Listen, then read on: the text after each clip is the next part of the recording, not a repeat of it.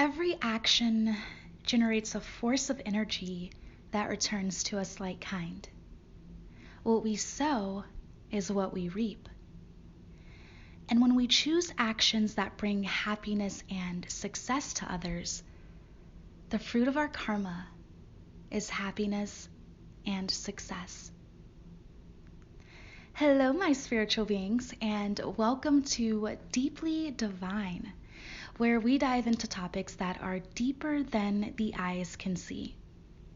So far, we've tapped into our potential and we've learned the power of genuinely giving from the heart. And we are just getting warmed up with this 7-part series on the 7 spiritual laws of success, which, by the way, is a book written by Deepak Chopra. If you are interested in reading Chopra's book, I will provide a link in the description box. So do check it out. You will not be disappointed. Really good book. So we are on to the 3rd spiritual law of success, which is the law of cause and effect, or as we like to call it, good old karma. There's nothing unfamiliar about karma, as I'm sure most of you have heard the saying, what goes around comes around. Therefore, if we want happiness in our lives, we must sow the seeds of happiness, or as I like to say, exude the energy you want to attract. Because ultimately, the energy that you put out there into the universe is the energy that you'll magnetize. So know that we are infinite choice makers. From the moment we are born, we are making choices. Some of those choices are made consciously and others unconsciously. The amount of control you have over those choices depend on 2 factors. Number 1, your level of conscious awareness. And number 2, the level of discernment you have. Because in order to cultivate good karma, you have to become consciously aware of the choices you make in every situation. Discernment is nothing other than being able to peep what's white. Discernment is nothing other than being able to peep what's right and what's wrong in any situation or interaction. And if you're an adult, you should have some level of discernment. If not, you might want to consider checking out my podcast on reprogramming the subconscious mind. So know that everything that is happening at this moment is a result of the choices you've made.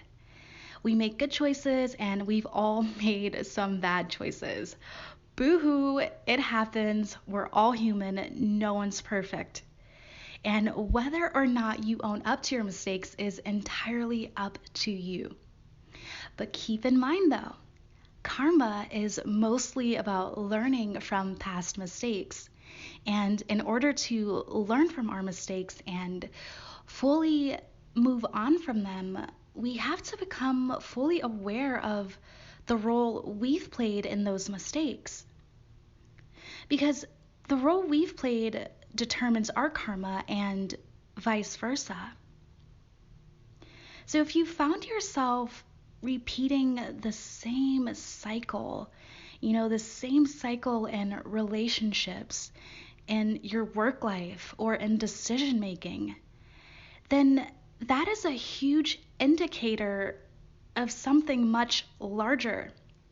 Now, I'm no psychologist, but if you find yourself repeating the same cycle, then it's pretty clear that you've made a mistake somewhere down the road and the lesson was left with it. Consider generational curses. Generational curses are negative beliefs that have been passed down for generations. As the case of any belief, these things are subjective, which is why I personally don't believe in generational curses. I just don't. Because if we have the discernment to decide what we want and don't want to believe, then you have the power to ultimately dictate what sort of information you're deciding to take in. And so that brings us back to discernment. Use your discernment to decide what is right and what is wrong. And so generational curses are a culmination of negative beliefs and skewed perspectives on society, religion, and culture. In essence, it's past mistakes that have been normalized. It's this conditioning that happens at a very young age. And so when we run into things like racism, prejudice, and things of those matter, know that these are things that have been conditioned. Children are taught to be racist. And it all happens through conditioning, cultural conditioning. So we love to convince ourselves to leave the past behind us. And we even encourage others to do the same, and that is fine. But know that sometimes it is okay to revisit the past. It is okay to question those beliefs that your parents tried to force on you. It is okay to question those things. It is okay to look back at your past struggles. It's even healthy to do so, because if you don't, you forget how far you've come. It's a great way of measuring your progress. Because if you're not measuring your progress, then your current situation will never be enough. And you'll never be satisfied with just how far you've come. So know that it is okay. It is okay to, look back, maybe to that time when you were struggling and didn't feel adequate enough. It's okay to look back and remind yourself of just how resilient and phenomenal you are and how far you've come. If we've made mistakes and didn't learn from them, then it is necessary to reflect and ask ourselves where we went wrong. Harness the lesson and move on. But it takes a certain level of emotional maturity to do so. It takes a certain level of emotional maturity and conscious awareness to revisit the past and reflect on it.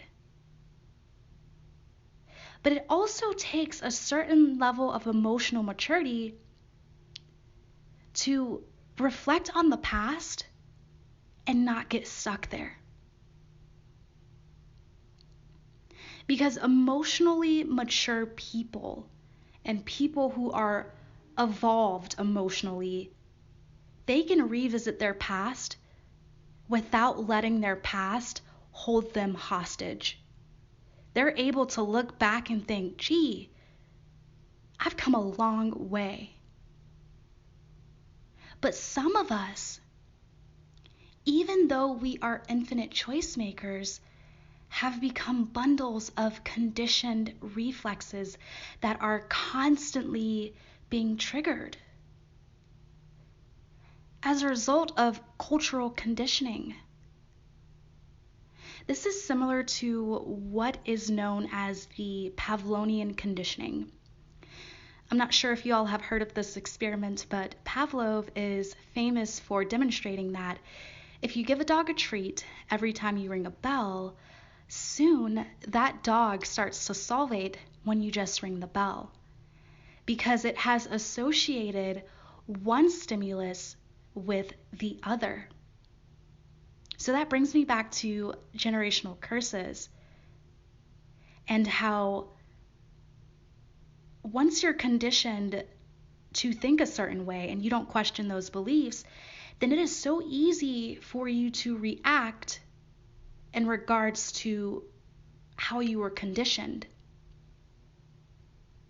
And so when we look at things like racism, if you were conditioned to be racist against whichever group, every time you run into that group, you'll have these negative beliefs that were, premeditated. And so you'll carry those beliefs with you unless you start to question them, unless you start to build your own belief system and not just blindly follow everything that you hear. Because to do so is so ignorant. It's so ignorant to not question the world around you and to just blindly follow anything that you hear and see. We are in the year of 2020, and everyone should be able to question beliefs. Everyone deserves that power because everyone has the power to do so. Most of us, as a result of conditioning, have repetitious and predictable responses to environmental stimuli.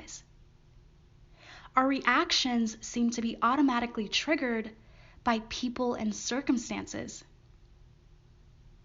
As a result, we forget that these are still choices that we are unconsciously making, which in turn paints our karmic picture. This is why it is essential to reflect and be still. Witness the choices you are making as you make those choices. Don't just blindly follow the herd. Take a step back and really analyze your choices. You shouldn't enter a new relationship with the same approach as you did in your last relationship, expecting different results. You shouldn't enter a new chapter in your life carrying the burden of skewed beliefs. We have to approach and fully analyze every situation through a clearer lens of consciousness than before. When we do this, a powerful shift takes place in our lives where we go from the unconscious realm into the conscious realm. In other words, we become the painters of our karmic canvas. And the best way to master this level of awareness is to think. Think before you react. Ask yourself, what are the consequences of this choice I'm making? Secondly, will this choice I'm making bring happiness to me and those around me? If the answer is yes, then go ahead with that choice. However, if the choice brings distress to either you or those around you, then it's a clear no. Now, that doesn't mean to base all of your life decisions solely on the opinions of those around you, but rather proceed with discernment and consideration. And it really is as simple as that. Really analyzing your choices, not being so reactive. Don't be so quick to react in every situation. Take what you've seen, take what you've heard, and let it simmer. Let it simmer in your brain a little bit before you react. The more we continue to analyze our decision making this way, the easier it will become for us to naturally make the right choices through this form of conditioning. As a result, The universe will guide you through your decision making by way of communicating to your intuition and your heart. Because your mind could be saying one thing, but ultimately your heart knows the right answer. You see, the mind is so complex. The mind is so complex, and the mind can also become clouded, which is why the universe speaks to the heart, not the mind. The mind overthinks, but the heart knows better. The heart is intuitive, it's holistic, it's contextual, it's relational. The universe communicates through the heart. Listen to your heart, follow your heart, not your mind. Because your mind has been conditioned, through the media, through the beliefs that you were taught. Listen to your heart. So now, what about past karma? How do we overcome past mistakes and past karma? There are a few different ways to overcome past karma. One is to pay your karmic debts. Most people do this unconsciously. Realize that no debt goes unpaid. So take your karma like a man or a woman and know that you will overcome it. And when you do, make sure to harness the lesson and keep moving forward. Because the only way to break a cycle, to break, the cycle of negativity or clouded judgment, is to harness the lesson within that experience. In order to move forward, you must reflect. Self-reflection is the first step in transformation. We reflect on our past when we know we've learned something.